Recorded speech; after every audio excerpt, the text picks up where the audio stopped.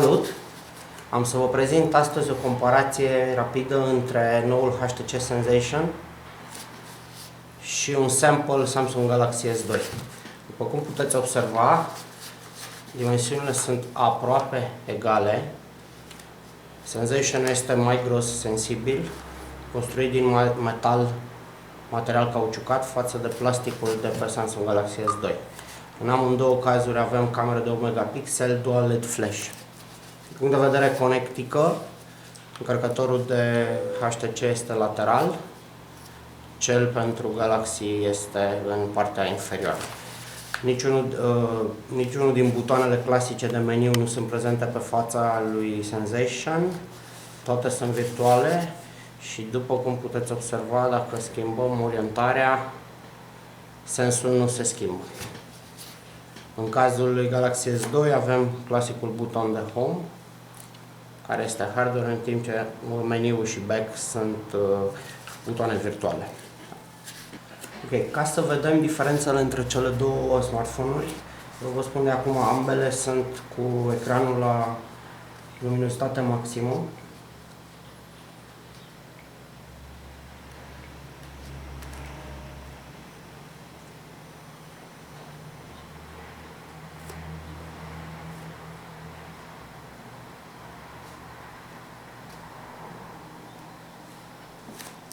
Okay. Și hai să vedem primul test, testul de ecran. Pornim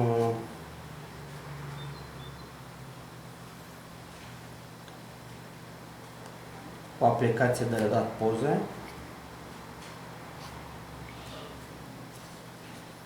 și le luăm pe rând.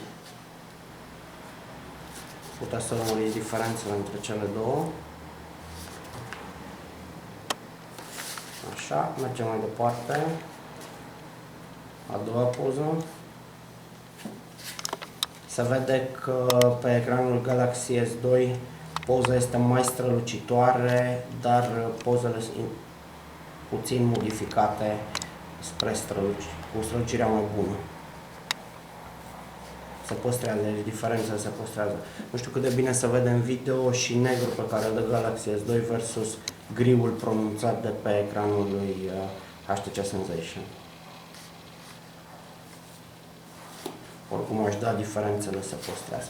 Haideți să vedem acum la nivel de redare pentru materiale multimedia. Am inclus un set de materiale MKV, VMV-uri cu care am putea să ne jucăm puțin. Hai să o luăm cu începutul.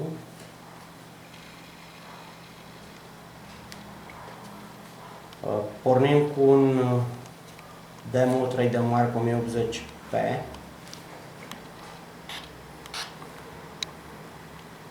Rulează ambele telefoane cu Rock Player. Nu este o decodare accelerată. Se poate urmări. Diferența de performanță între cele două aproape că nu există. Mergem mai departe. Un DivX. Merge aproape la fel de bine. Nu avem probleme, din nou.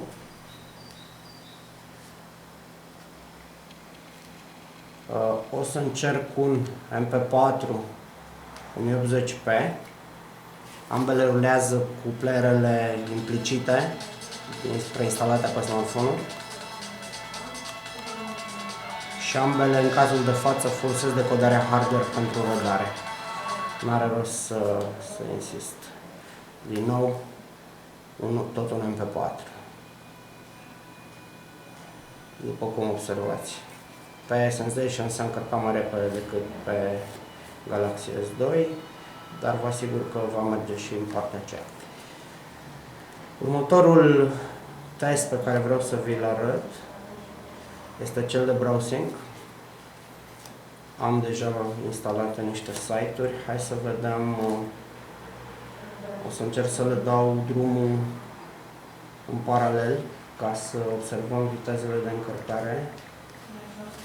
2, 3 și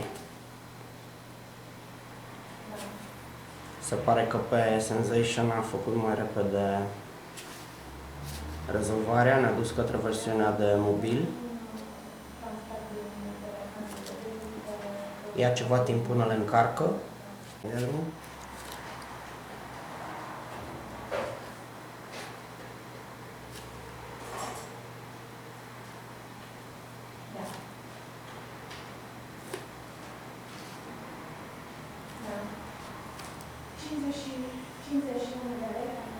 Browserul nu funcționează la fel, din păcate. Pinch to zoom-ul din S2 lasă de dorit. Hai să mai încercăm o încărcare de pagină. Sensation l-a rezolvat aproape instant. Galaxy S2 mai avem puțin de așteptat. Din nou, pinch to zoom în browser nu funcționează. O să încerc să încărcăm alt site, să vedem cum funcționează. Hai să facem un Microsoft.com.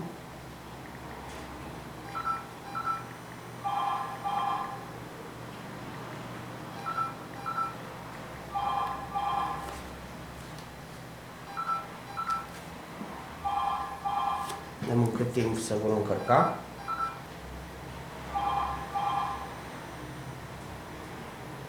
Ia ceva timp până le rezolvă.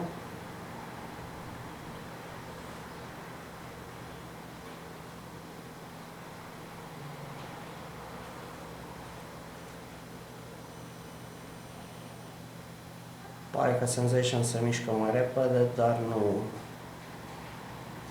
Ba da, că Sensation s-a încărcat mai repede site-ul Microsoft, versiunea de mobil. Pe Galaxy S2 mai avem puțin de așteptat.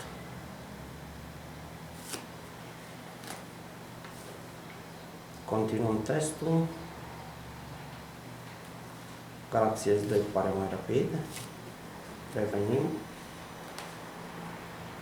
Showcase videos. Să vedem cum se încarcă aici.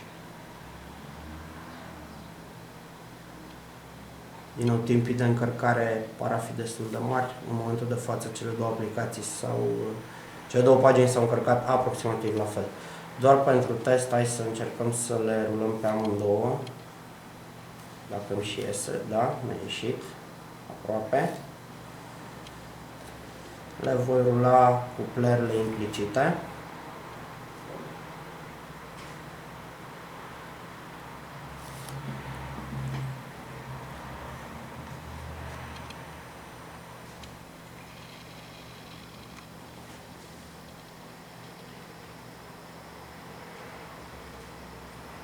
Deja avem o eroare, nu poate fi rulat pe acesta. Așteptăm că se mai gândește. Și cu asta ajungem la ultima parte din test pe care vreau să vă prezint, și anume comportarea în YouTube. Pornim clientul.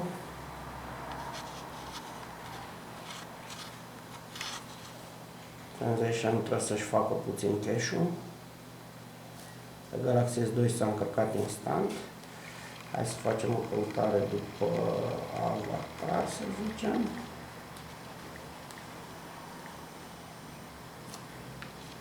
O să încerc și pe ăsta să-l pornesc.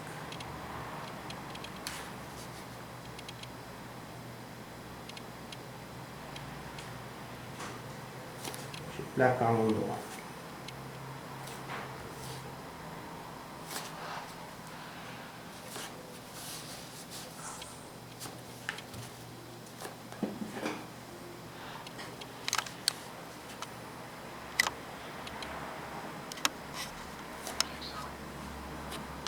Repetăm, să vedem dacă se păstrează timpii.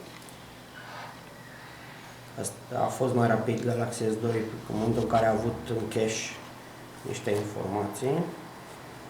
Dacă fac o... Amândouă observați că răspund la fel de bine la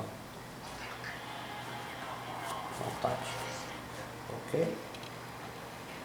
Am văzut. Și pentru amatorii de senzații tari o să dau drumul la niște benchmark-uri. Încep cu An3D-ul. prima rulare în ambele aparate. Se vede diferența de rezoluție de pe Sensation. Este un 540 pe 960 față de un 480 pe 800 pe Galaxy S2. Sunt curios ce diferențe vor exista. Am uitat să specific, modelul Galaxy S2 pe care îl folosesc este unul cu frecvența la 1 GHz doar, nu la 1,2.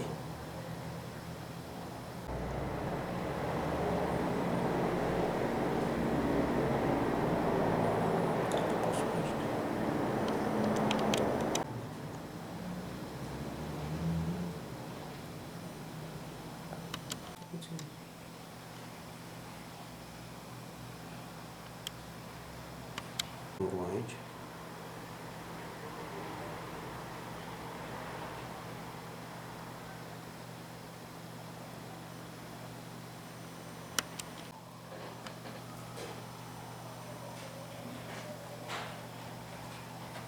$5.694 Sensation, $7.684 în cazul lui Galaxy S2. Și clasicul quadrant, vi-l arăt acum.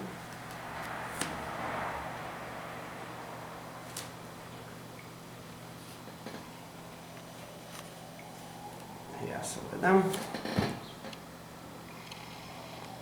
În ambele cazuri este prima rulare a benchmark-ului.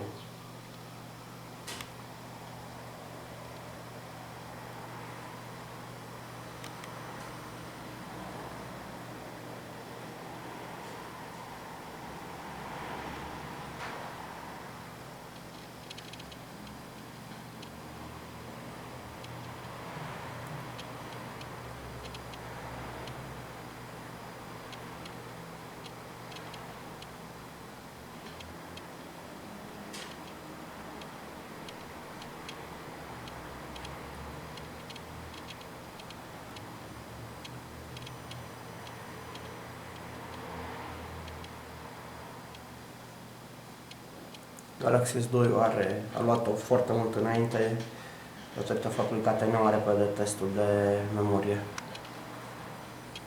Așteptăm să termine și pe Sensation. După cum se vede, avem 2685 de puncte în cazul lui S2 și doar 1136 în cazul Sensation. Asta este la prima rulare. Voi mai face încă o rulare.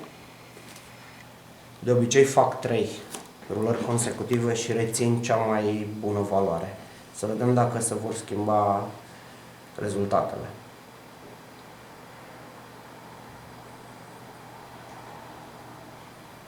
În mod surprinzător, Sensation a luat-o mai repede la a doua rulare.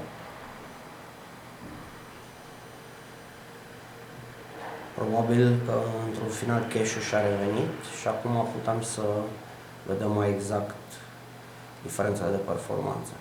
În mod evident, Galaxy S2 se mișcă mai bine în aplicațiile 3D pentru că are un procesor grafic mai bun. Adreno de pe Sensation nu este chiar cel mai performant.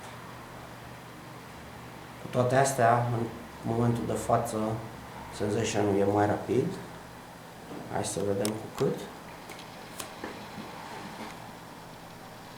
E contra 1348, 2792. S-a terminat testul mai repede. Și ultimul, să vedem dacă este edificator.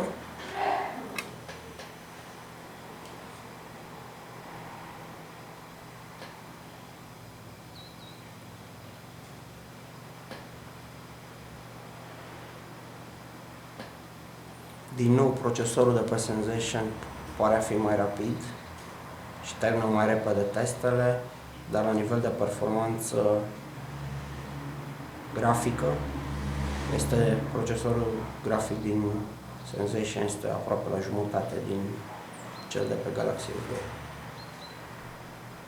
Puteți să urmăriți frame rate-ul afișat.